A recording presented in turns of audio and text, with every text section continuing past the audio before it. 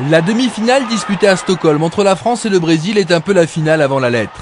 Les Français ont la meilleure attaque, 15 buts marqués en 4 matchs, et le meilleur buteur du tournoi, Juste Fontaine, déjà 8 réalisations. Les Brésiliens ont quant à eux la meilleure défense, aucun but encaissé en 4 rencontres. Le match part sur des chapeaux de roue dès la deuxième minute. Vava va tromper Claude Abès, le gardien français, 1-0 pour les Sud-Américains.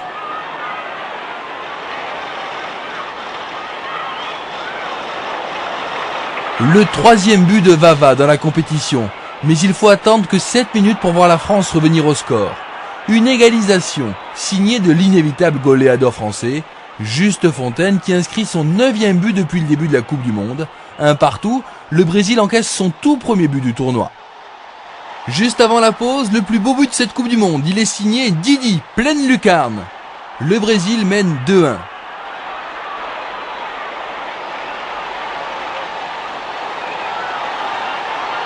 Quatre minutes après le retour des vestiaires, Pelé inscrit le plus facile de tous ses buts. Il profite d'une erreur du malheureux Claude Abès. Le Brésil fait le break, 3-1.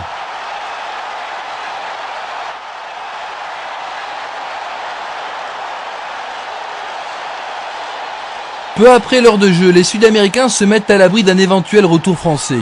Le centre de Garrincha profite à Pelé qui réussit son tout premier doublé en phase finale. 4 buts à 1. Les Français entraînés par Albert Batteux sont littéralement effondrés.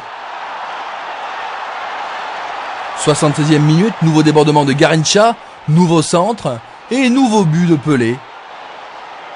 Il s'agit de son unique triplé en Coupe du Monde. 5-1 pour les Sud-Américains, l'addition est très lourde pour les Français.